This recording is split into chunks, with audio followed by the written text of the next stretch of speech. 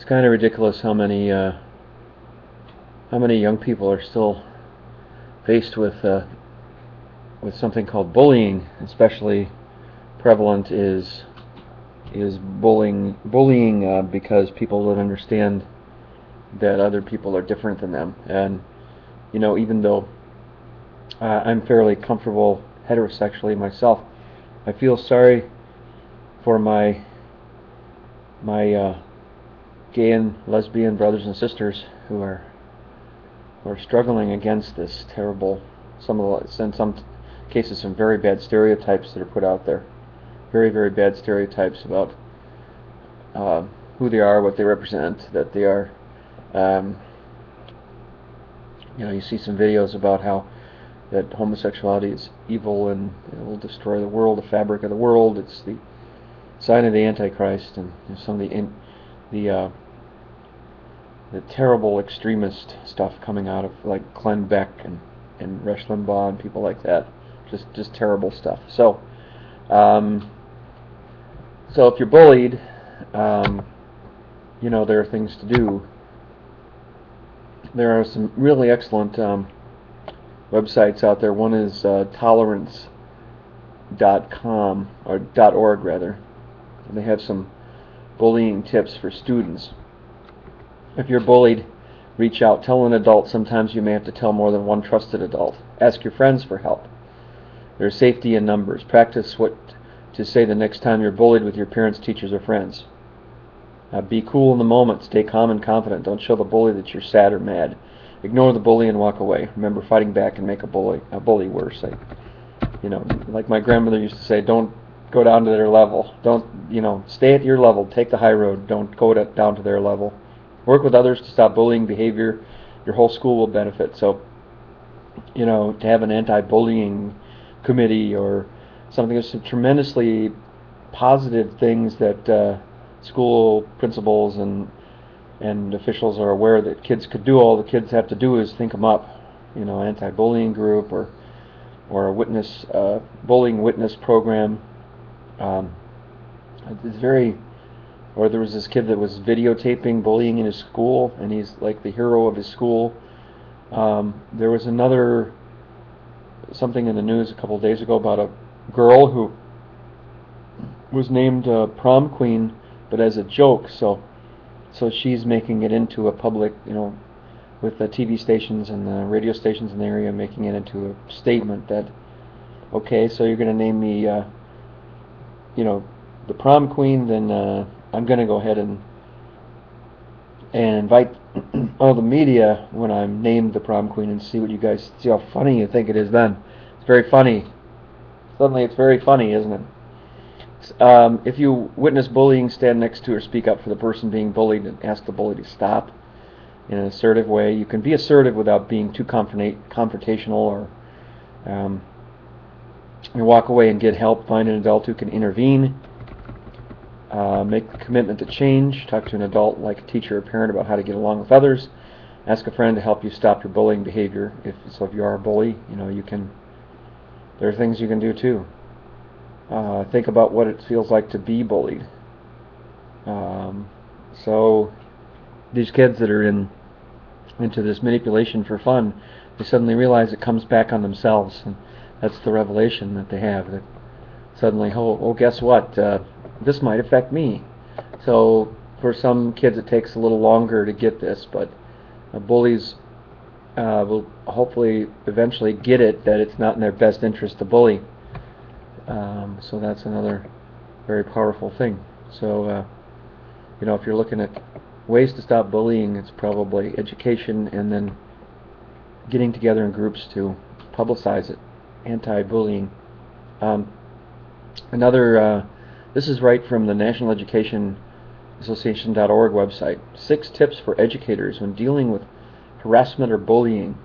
I talk to my son once in a while. He says this bullying is all over the place, and in some cases, he's even participated in bullying by not doing anything. When the crowd is teasing somebody who is emotionally upset, or teasing somebody who is.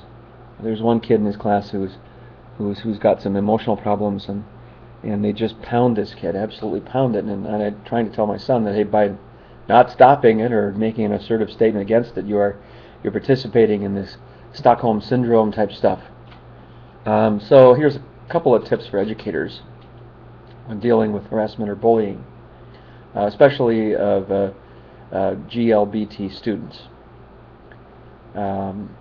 Let's see. If a student comes to you with a complaint about being harassed or bullied, don't dismiss it as just teasing, or by telling the student to toughen up, or saying you brought this on yourself, kind of like the Todd Aitken type thing.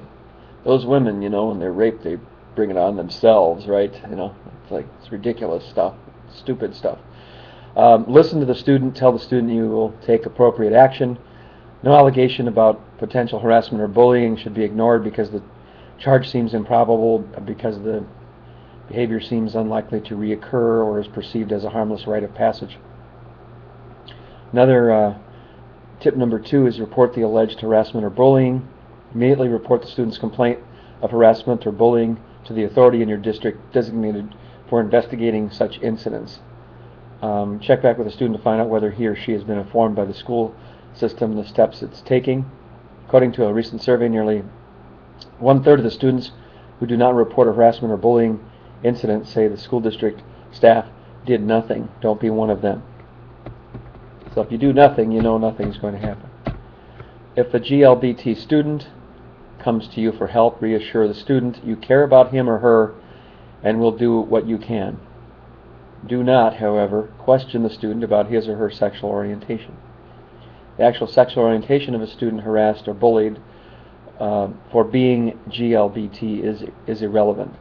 The behavior of the perpetrator is what matters. If the student volunteers information about his or her sexual orientation, do not judge the student and keep it confidential. It is not your job to endorse or condemn. The student's safety and education should be your concern.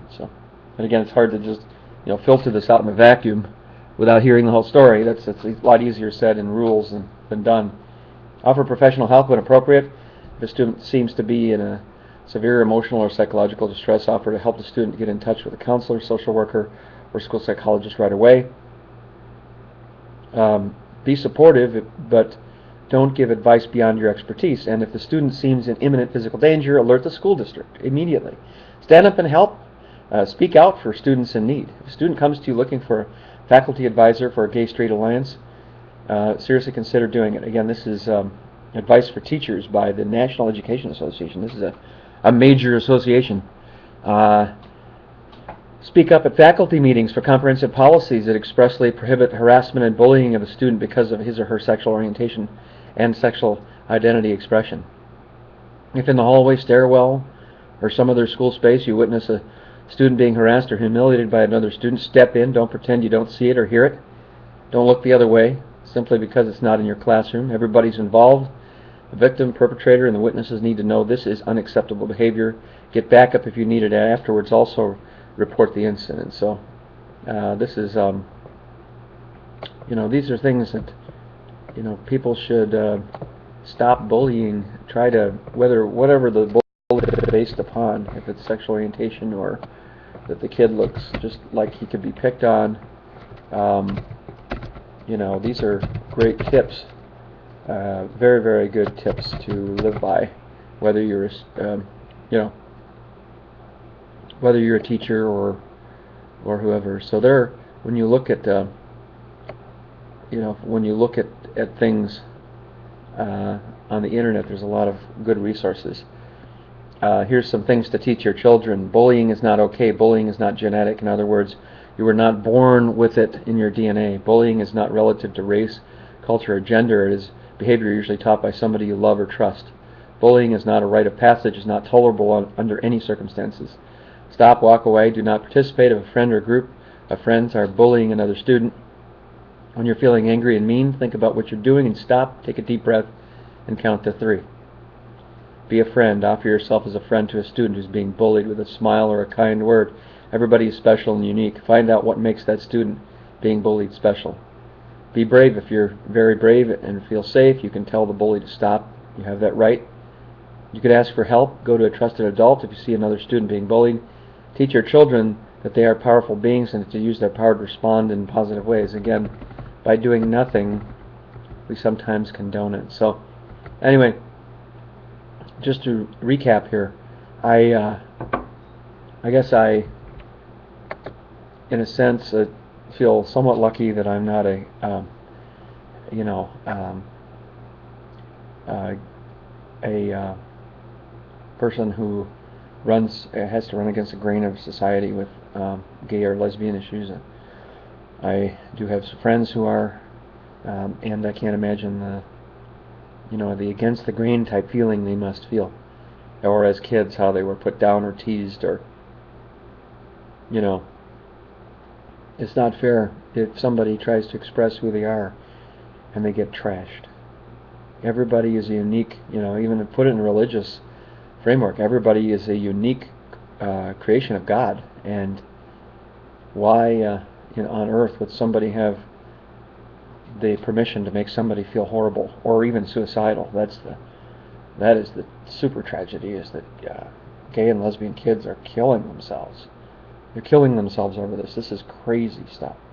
So it must be looked at and stopped immediately. People who have perpetrated it, people who are letting it go, looking the other way, these people should be asking themselves serious questions, very serious questions about why they're here. What is their purpose? Is their purpose to bully other people and make themselves feel superior? Is their purpose to help out? You're either helping out or you're not helping out. So make the choice today whether you want to help the cause or not help the cause.